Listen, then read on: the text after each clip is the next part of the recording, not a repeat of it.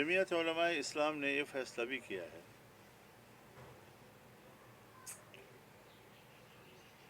کہ ہم اپنے ہی پلیٹ فارم سے سیاسی جدوجہد جاری رکھیں گے۔ الیکشن کے بارے میں ہمارا جو موقف ہے، غزہ کے حوالے سے ہمارا جو موقف ہے، صوبوں کے حقوق کے حوالے سے جو ہمارا موقف ہے، اور اگر صوبوں کا حق چھینا جاتا ہے تو ہم صوبوں کے ساتھ کھڑے ہوں گے۔ جمعیت علماء اسلام اپنے پلیٹ فارم سے اس حوالے سے میدان میں رہے گی۔ البتہ آئے روز کے معاملات میں کچھ مشترک امور سامنے آتے ہیں، اس حوالے سے مذہبی جماعتوں سے مل کر اشتراک عمل کی ضرورت ہو یا پارلیمانی اپوزیشن جماعتوں کے ساتھ اشتراک عمل کی ضرورت ہو، تو اس کے لیے حکمت عملی اسٹریٹجی وہ جمعیت علماء کی شورا اور عاملہ کرے گی، کیونکہ یہ ملک ہمارا ہے، سب کا ہے، بہت سی چیزیں ہمارے درمیان مشترک ہوتی ہیں، تو یقیناً ہمارے ہاں اور ہر جگہ اتحاد صرف حکومتی بینچوں کا ہوتا ہے۔ جو حکومت میں نہیں بیٹھتی وہ اپوزیشن میں بیٹھ جاتی ہے۔ اپوزیشن میں کوئی باضابطہ اتحاد کا تصور نہیں ہوتا، اور جو حکومت میں نہیں جاتی وہ اپوزیشن میں بیٹھ جاتی ہے۔ تو اس حوالے سے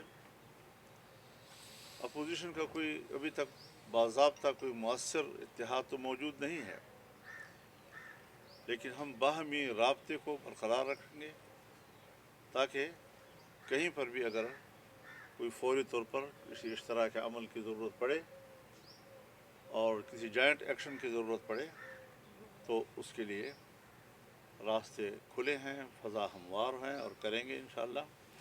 لیکن باقاعدہ ایک اپوزیشن کا کوئی بڑا اتحاد قائم کرنا، اس پر ہماری جنرل کونسل نے، ہم نے ان کے سامنے ساری بات رکھی، لیکن کونسل اس پر ابھی آمادہ نہیں ہے اور اس پر کام کی ضرورت ہوگی۔ یکدم سے ایک جست میں شاید ہم یہ مقصد حاصل نہ کر سکیں۔ آئین پاکستان نے آپ سے باضابطہ درخواست کی تھی، آپ نے ٹائم مانگا، کیا جو فیصلہ ہوا ہے اتحاد میں شمولیت کے حوالے سے جانا یا نہ جانا وہ ان کو آگاہ کر دیا گیا ہے؟ اور دوسری بات ہے، پی ٹی کہتی ہے کہ ہم نے مولانا صاحب کے جتنے تحفظات تھے ان کو دور کرا دیا ہے، تو اب کیا ریزن ہے کہ جے یو آئی جو ہے وہ اتحاد میں نہیں جاتا؟ مجھے تو یہ سوال صحیح نہیں لگتا کہ انہوں نے یہ کہا ہو کہ ہم نے سارے تحفظات دور کر دیا، ایسا کوئی بیان ان کا نہ آیا ہے نہ کسی سے وہ بات کر سکتے ہیں۔ جی تو جب دور ہو جائیں گے پھر خیر ہو جائے گی۔ مولانا صاحب کے حوالے سے آپ کا ظاہری بات ہے واضح موقف رہا ہے، کچھ دن قبل بھی ایک سیمینار ہوا کیمپس میں، جہاد کے حوالے سے بات کی کہ وہاں پر اب فرض ہے، تو مولانا صاحب کب اعلان کریں گے وہاں جہاد کی؟ اور کیا یہ اعلان اس طرح ہم ماضی میں افغان جہاد کی جو خمیازہ ہم بھگت رہے ہیں، کیا اس طرح تو نہیں ہوگا؟ آپ کیوں لفظ جہاد سے ڈرتے ہیں؟ آپ کلمہ گو مسلمان ہیں، آپ کا قرآن جہاد کی بات کرتا ہے، رسول اللہ صلی اللہ علیہ وسلم جہاد کی بات کرتے ہیں، فقہا جہاد کی بات کرتے ہیں۔ جہاد ایک مستقل عنوان ہے دین اسلام کا، اور ہم ایسے لفظ سنتے ہیں تو مذاق اڑانا شروع کر دیتے ہیں۔ ملاؤں کا فتویٰ ہے، مولوی صاحبان نے پھر فتویٰ دے دیا، اب پہلے کون جائے گا وہاں پر؟ جی تو اس قسم کی چیزیں مسخرہ پن، اپنا مسخرہ کن یہ لوگ بند کریں۔ مولانا صاحب اس فتوے کے بعد میری بات تو سنیں، کیا سمجھتے ہیں؟ میری بات تو پورے ہونے دے، فتوے کو بھی میں جانتا ہوں۔ تو جہاد سے، شرعی قانون سے، آج آپ کہیں پاکستان میں شریعت ہو کیا ہو جائے گا، ہاتھ کٹیں گے، گردن کٹے گا، فلاں کٹے گا، فلاں کٹے گا، اپنے دین جس پر ہم ایمان لا کر مسلمانوں کے صف میں اپنے آپ کو شریک کرتے ہیں، اپنا مسلمان اپنے دین سے ڈر رہا ہے، اور یہ دین صرف مولوی کا ہے؟ جس طرح میں کلمہ گو ہوں آپ اس طرح کلمہ گو ہیں، جس طرح میں نماز پڑھتا ہوں آپ اس طرح نماز پڑھتے ہیں۔ کبھی رسول اللہ صلی اللہ علیہ وسلم نے فرمایا کہ ایک زمانہ آ جائے گا کہ اسلام کی بات کرنا ایسا ہوگا جیسے مٹھی میں آدمی انگارہ پکڑے۔ یہی صورتحال اب آ گئی ہے کہ دین اسلام کو ہم عجوبہ سمجھ رہے ہیں، دین اسلام کو ہم کوئی ایک ایسا اجنبی چیز سمجھ رہے ہیں۔ تو الاسلام غریب و سیعود غریبا، رسول اللہ نے فرمایا کہ آج بھی اسلام جو ہے وہ ناآشنا چیز ہے، ایک زمانہ آئے گا جب پھر اسلام ایک دفعہ ناآشنا چیز تصور کی جائے گی۔ یہ خرابیاں ہیں ہمارے اندر، یہ کمزوریاں ہیں۔ ہر مسلمان کو اپنے اندر کی اصلاح کرنی چاہیے۔ جہاد کا مذاق اڑانا، اب جہاد کیا غزے کا مسلمان اور فلسطین کا مسلمان جس پر ایک غیر مسلم قابض ہے، مسجد اقصی پر قابض ہے، اس کو چھڑانے کے لیے وہ قربانیاں دے رہے ہیں، اور عالم دین اس کو جہاد کہہ رہا ہے، اور آپ جہاد کا مذاق اڑا رہے ہیں؟ یہ فلسطینیوں کے ساتھ دشمنی ہے۔ افغانستان میں جہاد تھا، ہم جہاد کہتے تھے۔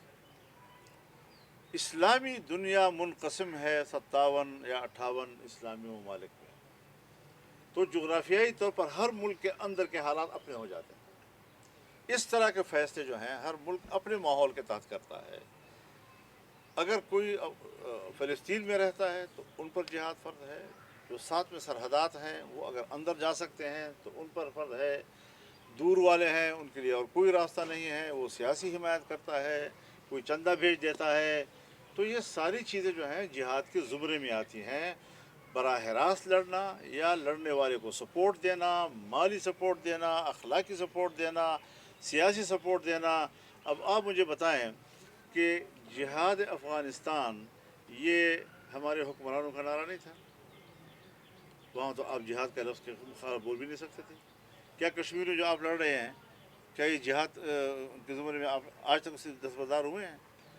تو یہ ساری چیزیں ایسی ہیں کہ بساط کے مطابق آپ جتنا کچھ کر سکیں۔ یہ نماز کی طرح نہیں ہے، نماز کا نہ ٹائم تبدیل ہو سکتا ہے نہ طریقہ تبدیل ہو سکتا ہے، لیکن جہاد ایک عمل ہے، اس کے لیے تدبیر ہوتی ہے، مشاورت ہوتی ہے، کس طرح لڑنا ہے، کس سطح پہ لڑنا ہے، یہ ساری چیزیں۔